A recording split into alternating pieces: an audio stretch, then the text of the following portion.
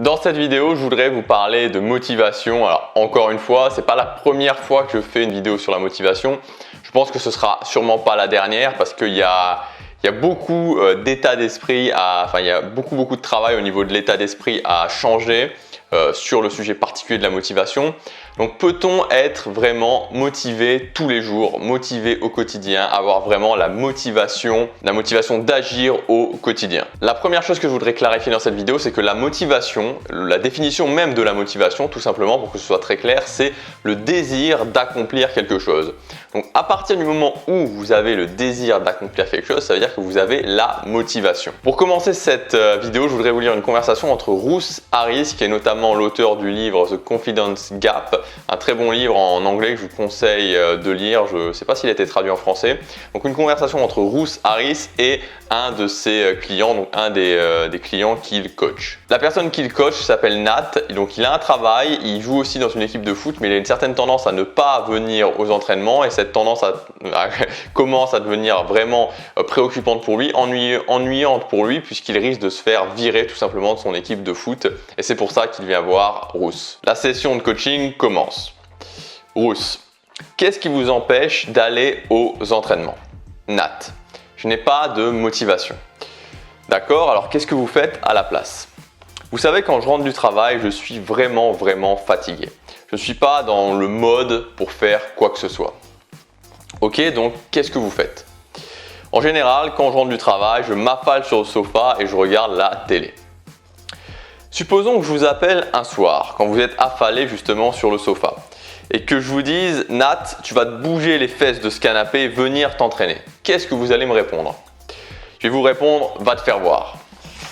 Ok, je comprends, mais une fois que vous seriez calmé et en admettant que vous n'ayez pas raccroché, quelle raison me donneriez-vous? Je vous dirais tout simplement que je suis trop fatigué.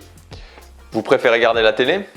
Oui, je voudrais y aller, je voudrais vraiment y aller, mais je suis fatigué. D'accord. Donc la première chose à nous rappeler, c'est que toutes nos croyances ont toujours un sens, ont toujours une utilité. Quel est le but de vous faire regarder la télé plutôt que d'aller vous entraîner? Je suppose que c'est relaxant. D'accord. Donc on peut dire que sur le court terme, vous vous sentez bien et relaxé. Oui, c'est ça. Mais en revanche, sur le long terme, c'est plutôt mauvais parce que vous risquez de vous faire tout simplement virer de votre équipe de foot. Alors si je résume, est-ce qu'on pourrait dire cela? Ce n'est pas que vous n'avez pas de motivation, c'est simplement que votre motivation d'éviter l'inconfort est supérieure à votre motivation d'améliorer votre jeu, de jouer avec vos équipiers et finalement de faire gagner l'équipe. C'est vrai que je n'avais pas vu les choses comme ça, mais oui, on peut tout à fait dire ça. Ok, donc je vais vous dire quelque chose, dites-moi encore une fois si vous êtes d'accord. Quand quelqu'un dit « je n'ai pas de motivation », ce n'est pas ce qu'il veut dire en fait. Ce qu'il veut dire, c'est que oui, j'ai un désir important, mais je ne le ferai pas tant que je ne me sentirai pas heureux, reposé, énergique, confortable, dans le mode « ajoutez ce que vous voulez ». Oui, je crois qu'on peut dire ça. Je vous ai lu cette conversation, pourquoi? Tout simplement parce que il faut bien comprendre une chose. Comme je vous le disais au début, c'est que la motivation, c'est simplement le désir de faire quelque chose. Mais qu'est-ce qui va poser problème aux gens? Ce n'est pas de ne pas avoir de motivation, ce n'est pas qu'ils ne sont pas motivés, ce n'est pas qu'ils n'ont pas envie d'accomplir cette chose-là, ce n'est pas qu'ils n'ont pas envie de courir pour aller perdre du poids ou de se sentir bien, ou de se sentir heureux. Le souci, c'est qu'il y a deux désirs qui s'affrontent. D'un côté, vous allez avoir le désir d'éliminer l'inconfort et d'un autre côté, vous allez avoir le désir d'atteindre nos rêves, d'atteindre nos objectifs. Le problème, c'est qu'on ne peut pas faire les deux en même temps. Les deux vont dans des sens qui sont complètement opposés. Et ce qu'on ne peut pas faire non plus, parce que c'est quelque chose qui est 100% humain, c'est d'éliminer ce désir du confort. On ne peut pas éliminer ce désir du confort. C'est des années et des années d'évolution. Donc, je peux vous le dire, vous aurez toujours ce désir du confort, ce désir d'aller vous allonger sur le canapé plutôt que d'aller courir. Mais en revanche, ce qu'on peut faire, c'est s'engager. Et la première clé, et ce qui pour moi est essentiel à comprendre, c'est que les actions viennent en premier, les sentiments viennent en deuxième. C'est-à-dire que si vous voulez être confiant en vous, avoir le sentiment vraiment d'être confiant en vous quand vous allez parler devant une scène de 1000 personnes, vous ne pouvez pas vous dire « Ok, je vais aller parler devant une scène de 1000 personnes seulement à partir du moment où j'aurai confiance en moi. » Parce que vous allez pouvoir lire tout ce que vous voulez, vous allez pouvoir suivre tous les coachings que vous voulez. Ça ne changera rien ou ça changera très peu de choses. Il va falloir prendre action en premier, c'est-à-dire qu'il va falloir avoir la capacité de prendre action, d'admettre qu'en premier lieu vient l'action et qu'une fois que vous aurez pris action suffisamment, le sentiment de confiance va venir. En plus, ce qui est vraiment rassurant avec cette méthode, quelque part, la bonne nouvelle, c'est qu'on a tout à fait le contrôle de nos actions alors qu'on n'a pas le contrôle de nos sentiments. C'est ça le problème qu'ont beaucoup de gens, c'est-à-dire qu'ils se focalisent vraiment sur la partie sentiment et très peu sur la partie action. Et on n'a pas le contrôle sur nos sentiments. Si maintenant je prends un pistolet, je vous mets un pistolet sur la tempe comme ça et je vous dis ok, allez parler devant cette foule de 1000 personnes.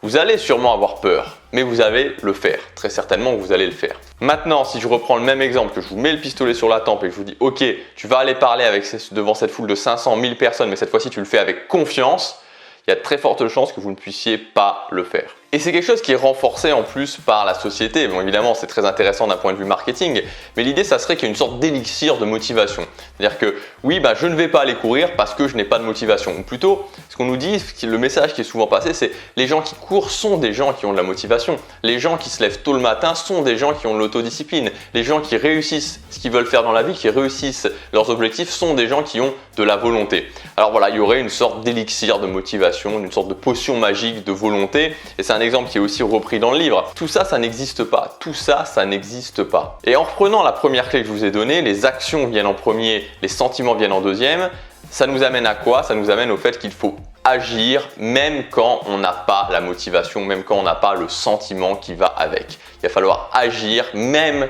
quand on ne se sent pas bien.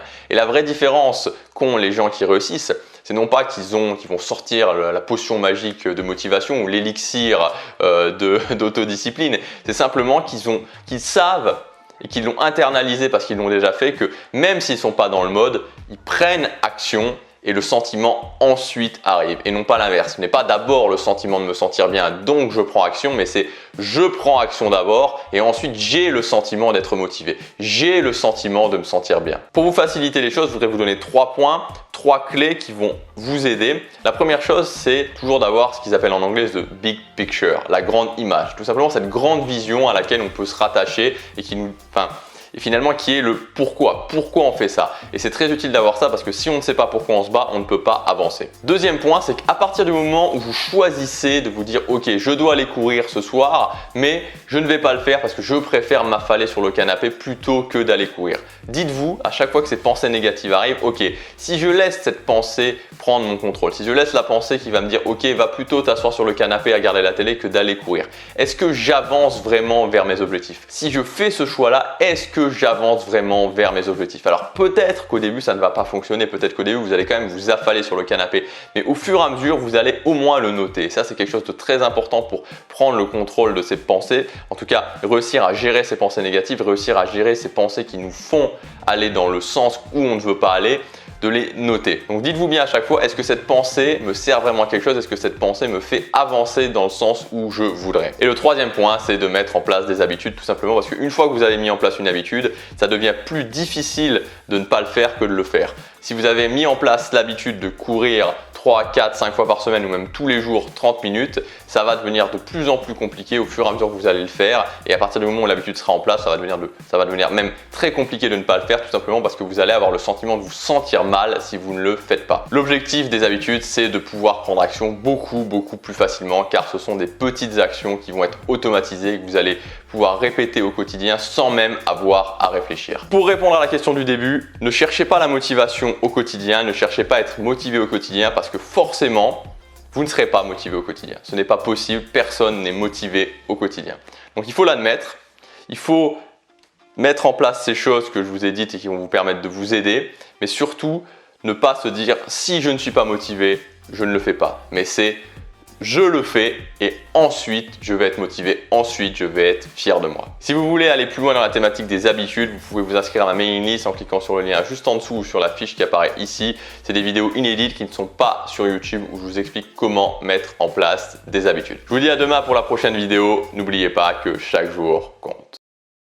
Dans cette vidéo, je vais vous expliquer comment devenir Bond, James Bond 007. Et le plus important, d'avoir la license to kill. Et restez bien jusqu'à la fin de la vidéo parce que je vous donnerai à ce moment-là mon conseil le plus important.